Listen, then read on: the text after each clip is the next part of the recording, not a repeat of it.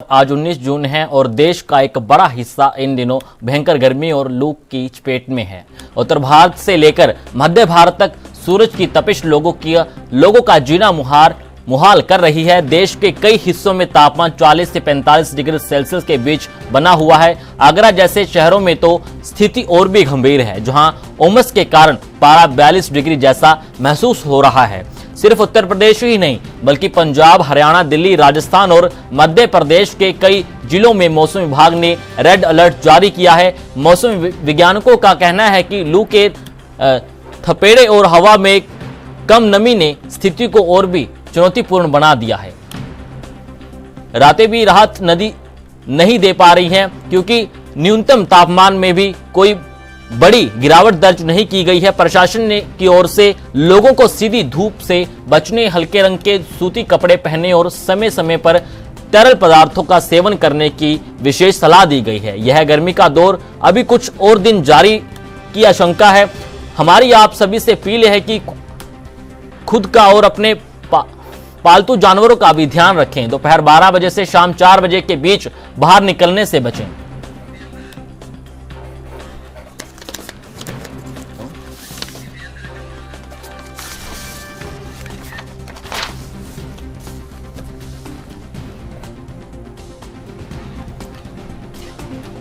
और इसी खबर पर हमारे साथ बातचीत करने के लिए जितेंद्र चौहान जी जुड़ चुके हैं। जितेंद्र चौहान जी, क्या कुछ जानकारी है आपके पास?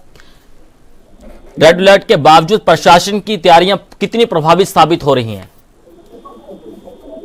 देखिए, प्रशासन की प्रभावी तैयारियां तब दिखेंगी जब कहीं ना कहीं मौसम करवट लेगा। अभी फिलहाल किसी प्रकार का मौसम करवट लेने वाला नहीं है उत्तर प्रदेश में, और देश का एक बड़ा हिस्सा इन भयंकर गर्मी और लू की चपेट में है। भारत में से लेकर मध्य भारत तक सूरज की तपिश इन लोगों को जीना मुहाल कर रखी है। देश में कई ऐसे हिस्से हैं जहां पर टेम्परेचर 40 से 50 डिग्री तक पहुंच चुका है, और आगरा जैसे शहरों में जहां स्थिति और भी गंभीर है, जहां उमस के कारण लगभग जो तापमान है 42 डिग्री चला गया था। इससे पहले बांदा में भी 45 डिग्री तक टेम्परेचर गया था। तो वही ये कहा सकता है कि उत्तर प्रदेश नहीं बल्कि देश के कई राज्यों में इस तरह की जो गर्मी है वो मौसम कहीं ना कहीं मौसम का रेड अलर्ट है। और विशेषज्ञों के अनुसार लू के थपेड़े और हवा में कम नमी की स्थिति और चुनौतीपूर्ण बना दिया है कि रात भी राहत नहीं दे पा रही है, क्योंकि न्यूनतम तापमान जो है बड़ी गिरावट दर्ज नहीं कर पा रहा है।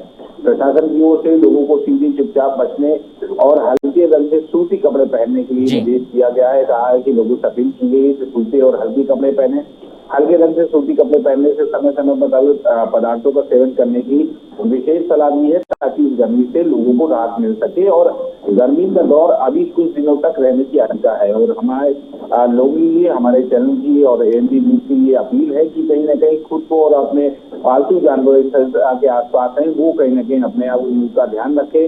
लगभग अगर जरूरी ना हो तो 12 से 4 बजे तक बीच निकल लेना, और किसी प्रकार की जो गर्मी है वो भीषण गर्मी और लू से बचा जा सके, क्योंकि कई शहरों में तापमान 45 डिग्री के आसपास पहुंच चुका है। लोग दिहाड़ी में भीषण गर्मी है, और उत्तर प्रदेश में जो गर्मी का प्रकोप है वो जारी है। और साफ एक लगता है कि जब मौसम करवट देगा तो जाहिर सी बात है कि इससे गर्मी की तैयारी के लेकर लखनऊ नगर निगम ने पहली अलग अलग जगहों पे प्याऊ लगाए थे।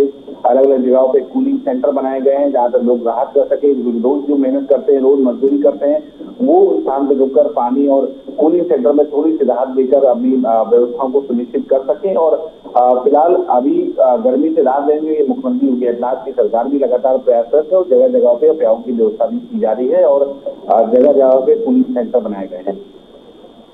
और जितेंद्र जी, अगर मैं बात करूं, क्या हीटवेव से बचाव के लिए शहरों में पर्याप्त कूलिंग सेंटर बनाए गए हैं?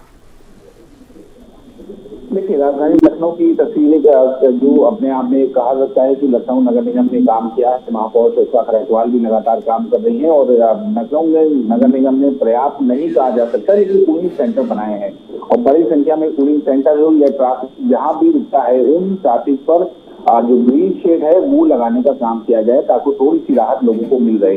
और ये क्लाइमेट चेंज के कारण लोगों को समस्याओं का सामना करना पड़ रहा है, लोगों को समस्याएं कहीं ना कहीं झेलनी पड़ रही है, और लोगों को अपने आप से बचाव खुद करना अगर जरूरी ना हो तो 12 से 4 बजे तक ना निकले, अपने काम ना करें।